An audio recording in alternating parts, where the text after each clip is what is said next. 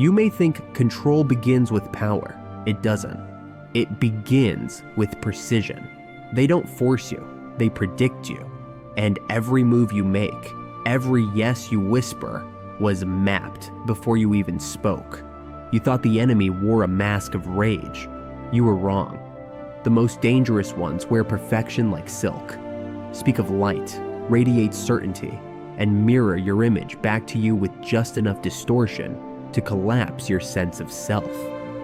We are taught to fear violence and lies, but Jung saw deeper. He saw that the most catastrophic danger is unconscious.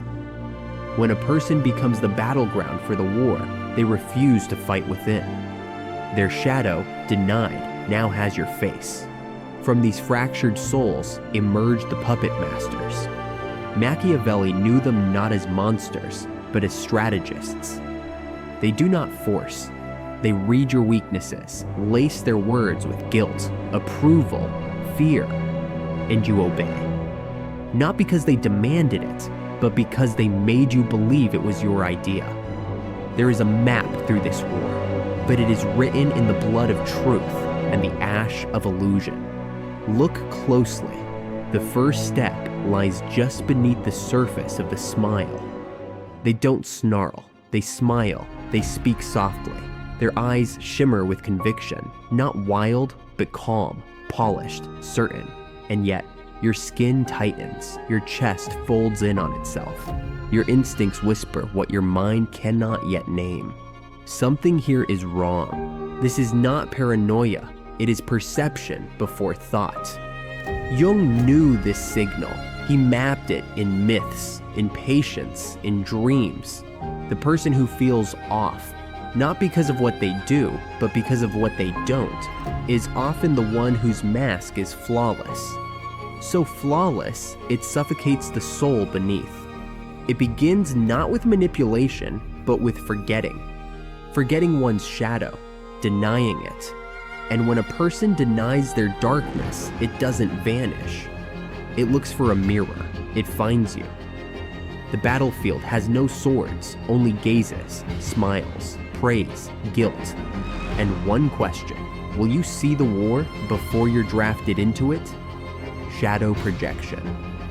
They say the eyes are windows to the soul, but what if those windows reflect not their soul, but yours, twisted?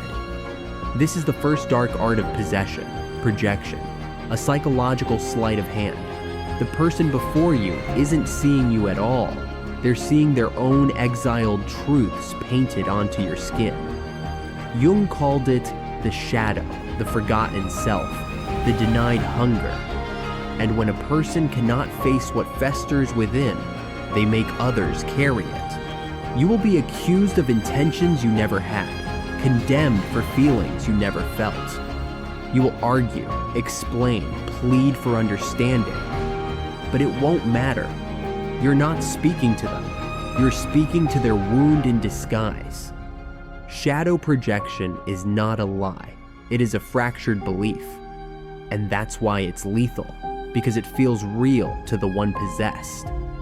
Divine delusion. When the ego fuses with the divine, it does not become holy. It becomes untouchable. Jung called this psychic inflation, the moment a person stops being a flawed human and begins believing they are a vessel of absolute truth. Not an opinion, not a perspective, but the voice of light itself. They become the savior, the prophet, the judge. And in this belief, all doubt dies. The danger isn't arrogance, it's certainty. Because the inflated one no longer hears disagreement, they hear blasphemy. Questioning them feels like questioning the sun. They radiate moral purity, spiritual elevation, and beneath it, a chilling void of self-awareness. This is no longer a person speaking. It is an archetype possessing, and archetypes do not apologize. They enact. To stand before such a being is not to argue. It is to withstand a storm, convinced it is salvation. The mask and the war. They are perfect, too perfect. Their timing is precise. Their smile always lands. Their answers come wrapped in calm. but something within you recoils, not from what they show, but from what they never show. No cracks, no contradictions, no true unpredictability. This is the persona, the mask so polished it blinds. Jung warned that when someone becomes fully identified with their social image, their inner life is sacrificed to maintain the illusion. They no longer live, they perform. And the longer they perform, the more distant they grow from their own soul. But the shadow does not vanish. It festers behind the curtain, building pressure. The more flawless the surface, the more volatile the eruption when it breaks. Perfection is not peace. It is a warning sign, a storm behind stained glass, manipulated by design.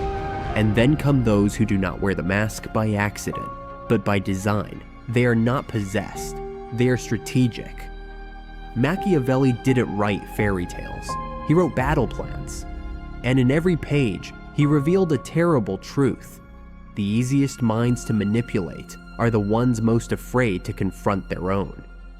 The manipulator studies you, not your words, but your weaknesses. They watch for the tremble in your voice when approval is withdrawn. They see the way you flinch when guilt is implied. They map your wounds with the precision of a surgeon. And then they offer you what you crave: affection, certainty, pity, redemption.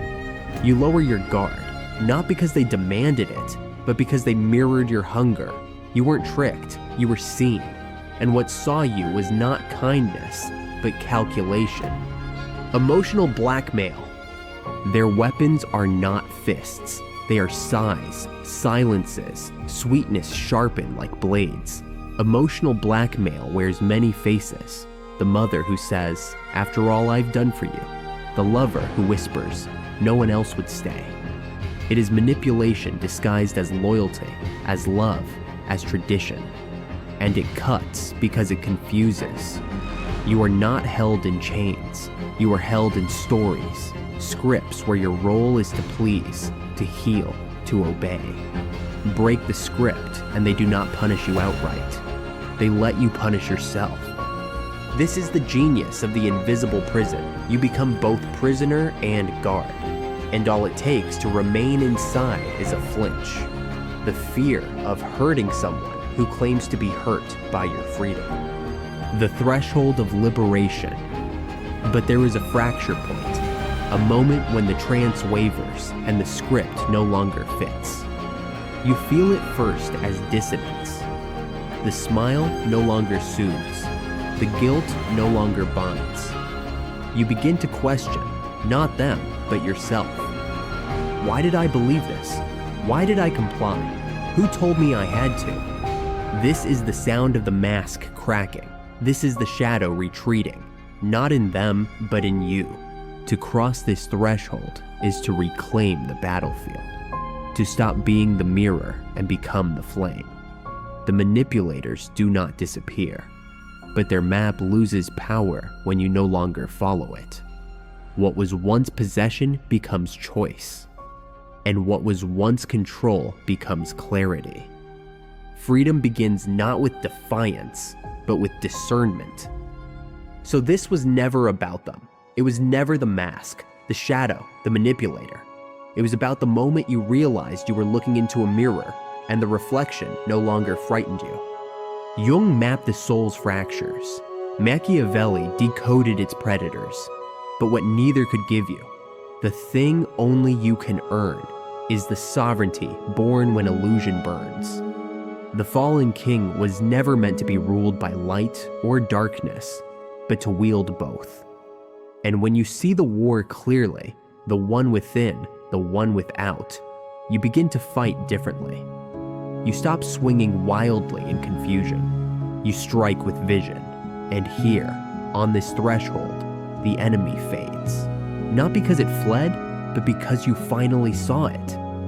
Now you hold the map, not the false map of charm and guilt, not the crooked script written by shadow or strategist, but the real one etched in every scar you dared to examine. You've seen how the perfect mask hides a fractured soul, how psychic inflation turns virtue into violence, how manipulators trace your wounds like cartographers of pain. But you, the fallen king, no longer walk blind. Your reactivity has become revelation, your suffering signal. This is where power begins, not with domination, but with discernment, not with performance, but presence. Your silence is now a blade, your refusal a throne. So rise not as victim or vigilante, but as one who sees through the fog and walks unwritten. The next move belongs to you. Make it sovereign. Somewhere behind you, the mask has cracked. The stage has gone silent. The archetype has lost its grip. And ahead, a corridor without scripts, a throne without chains. Walk it as the fallen king, not flawless, not safe, but awake. Let your gaze unsettle illusions. Let your silence unmake control. Let your shadow walk beside you, not behind. Remember what was said at the beginning. The most dangerous ones wear perfection like silk, but now you wear something rarer, clarity like iron. And that clarity is how the war ends. Not with conquest, but with the shattering of every mirror that ever lied to you.